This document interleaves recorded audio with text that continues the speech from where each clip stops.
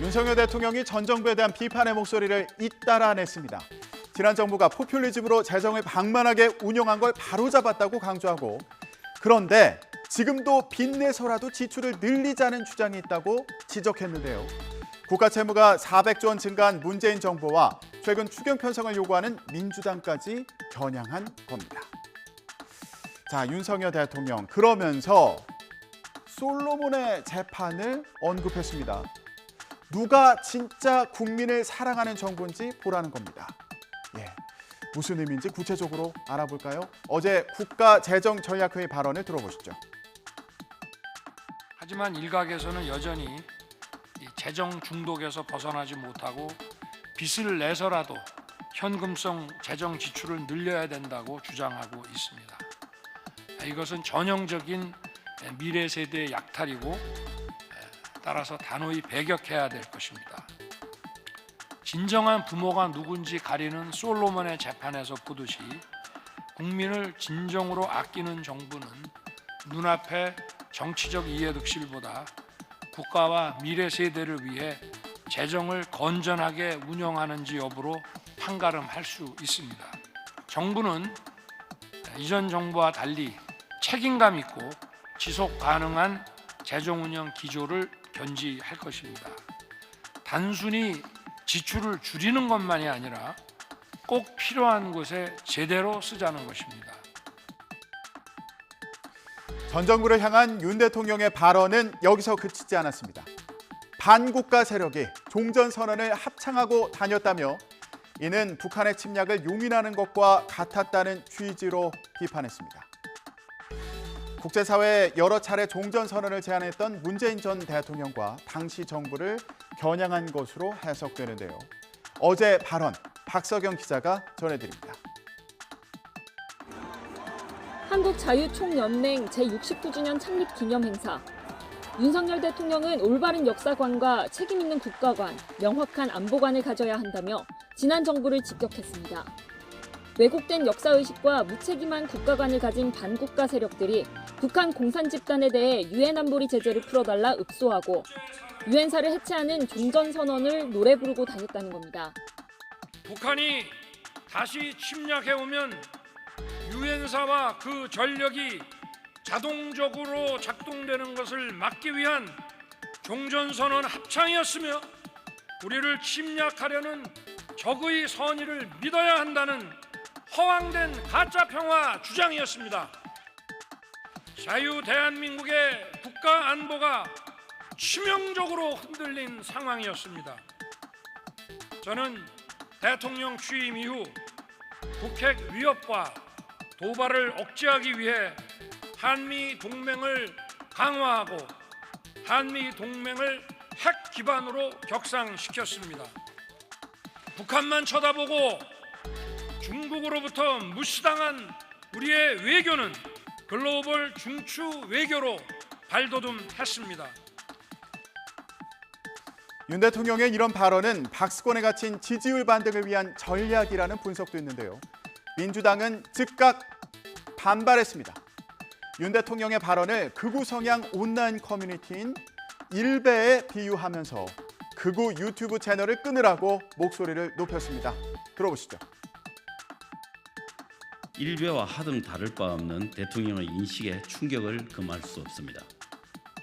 남북 문제를 바라보는 대통령의 극우적 인식에 깊은 유감과 우려를 표합니다. 냉전 사고에서 벗어나지 못한 대통령에게 통일은 적화 통일과 흡수 통일 말고는 없습니까? 윤석열 정부 출범 이후 남북 대화는 멈춘 지 오래입니다. 중국을 비롯한 다자 외교 채널에 대한 영향력도 사라졌습니다. 윤석열 대통령이야말로 거짓 선동과 가짜 뉴스 생산을 멈추십시오. 윤 대통령은 가짜뉴스와 괴담으로 대한민국을 흔들고 위협하는 세력이 있다고 말하기도 했습니다. 후쿠시마 오염수 문제를 부각하는 야권을 겨냥한 거란 해석이 나오기도 했는데요.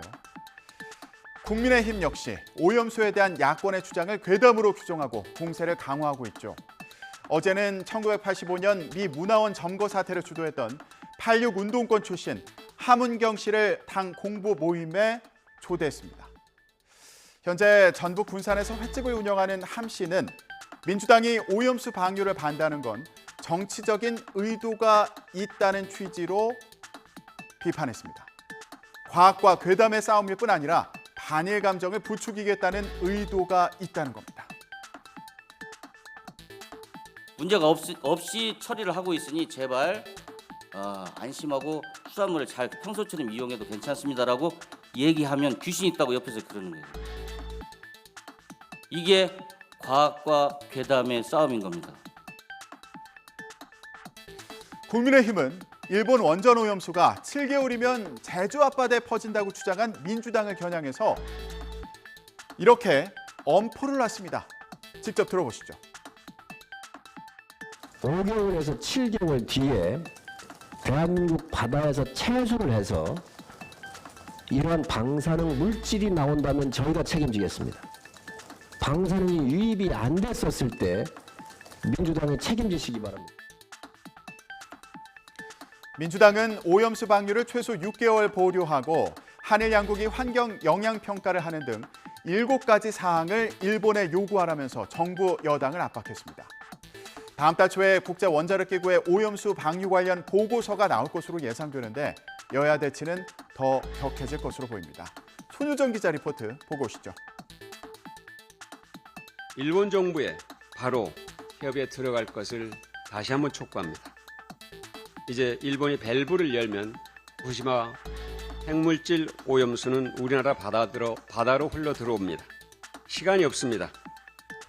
시찰 단장으로 일본 후쿠시마 원전을 다녀온 유구키 원자력 안전위원장을 국회로 불러 간담회를 여는 등 압박 강도를 높이려 했지만 정부와 이견으로 불발됐습니다. 공개 브리핑 여부를 두고 접점을 찾지 못한 것으로 알려졌는데 민주당은 결국 정부가 공개 검증을 꺼리기 때문 아니냐고 꼬집었습니다. 숨기는 게 있을 때 가능한 행위들이에요. 자꾸 회피하거나 자신이 없을 때. 그렇죠. 그럼 왜 떳떳하지 못하고 자신이 없는 것이냐. 그거를 우리 국민들은 질문하고 있는 거 아니겠습니까? 예비군 훈련에 갔다가 수업이 결석 처리됐다. 이렇게 불이익을 받았다는 사례가 알려지면서 논란이 됐죠. 최근 군부대를 방문한 국민의힘 김기현 대표는 대책 마련을 약속하기도 했는데요. 당정이 제도를 보완하기로 했습니다. 당장 2학기부터 불이익이 없게 하겠다는 건데요. 불이익을 주면 고발 조치하고 이행 실적은 대학 평가에도 반영한다는 방침입니다.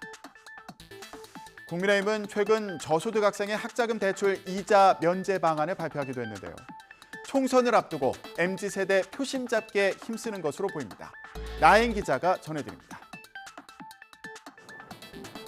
한국외국어대학교에 다니는 A씨는 올해 1학기 방과 후 영어 강좌에서 1등 성적을 받았습니다. 하지만 1등 수강생에게 약속됐던 장학금은 출결 점수가 모자란다는 이유로 지급되지 않았습니다. 학기 중 예비군 훈련에 가느라 수업에 빠졌는데 담당 교수가 일반 결석으로 처리해 점수가 깎인 겁니다. 관련 사실이 대학가 온라인 커뮤니티를 중심으로 알려지며 파장이 커지자 학교는 뒤늦게 A씨 점수를 정정했습니다. 하지만 비슷한 사례는 과거 다른 대학에서도 여러 차례 논란이 됐습니다. 예비군 훈련을 받는 학생에게 불리한 처우를 하면 2년 이하 징역 또는 2천만 원 이하 벌금형에 처하도록 하는 예비군법 조항이 있지만 지키지 않은 경우가 적잖았던 겁니다. 머리를 맞댄 정부와 여당은 예비군법 대신 대학교육 전반을 규제하는 고등교육법 시행령을 바꿔 제도를 보완하기로 했습니다. 학생 예비군에 대한 불이익 금지와 학습권 보장 조항을 신설하고 이를 근거로 모든 대학의 학칙 개정을 권고하기로 했습니다. 출결, 성적 처리, 학습 자료 제공 등에 있어서 불리하게 처우할 수 없고 학습금 보장에 관한 내용을 고등교육법 시행령에 법제화하기로 국방부와 협조하여 불이익 사례가 발생하지 않는지 현장을 면밀히 살피겠습니다. 훈련에 전념할 수 있도록 여건을 마련하기 위해 이렇게 국회 또 관계부처, 지자체 이렇게 함께 통합된 노력을 더불어민주당 이낙연 전 대표가 지난 24일 귀국한 뒤에 첫 일정으로 김대중 전 대통령의 묘역을 참배했습니다. 귀국 당시에 저렇게 김대중 전 대통령의 새정치국민회의 상징색인 청록색 넥타이를 맸던 이낙연 전 대표. 어제는 김대중 정신은 자신의 정치의 원점이라고 강조했습니다. 이낙연 전 대표의 이런 행보를 두고 민주당의 심장 호남을 기반으로 세력 결집에 나서지 않겠냐는 분석도 나오고 있습니다. 이재명 대표에게는 위협이 될 수 있다는 시각도 있는데요. 이낙연 전 대표, 당내 상황에 대해서는 아직 말을 아끼고 있습니다. 어제 이 전 대표의 말을 들어보시죠. 첫 일정으로 묘역 참배 결정한 이유가 있으실까요? 김대중 대통령은 제 정치의 원점입니다. 1년 전에 출국할 때도 여기 와서 출국 인사를 드렸던 것처럼 오늘도 귀국 인사를 드리게 됐습니다. 향후 혹시 행보 같은 것도 계획하고 계실까요? 예, 우선은 인사드릴 곳은 인사드리는 거고요. 현재까지는 거기까지 정하고 있습니다. 지금 당내 어수선한 상황에서 역할론 대두되고 있는데 혹시 관련해서 입장이 있으실까요? 지금 당 상황이 어수선한데 혹시 어떻게 보고 계신지 궁금합니다. 못다한 책임 다하겠다고 말씀해 주셨는데 좀 어떤 부분까지 고려하고 계실까요? 이낙연 전 대표는 고 노무현 전 대통령 묘역을 참배하고 문재인 전 대통령도 예방할 것으로 전해졌는데요. 이재명 대표부터 만나라는 친명계 요구도 있는데 두 사람의 만남이 언제 성사될지 관심입니다. 지금까지 전국 브리핑이었습니다.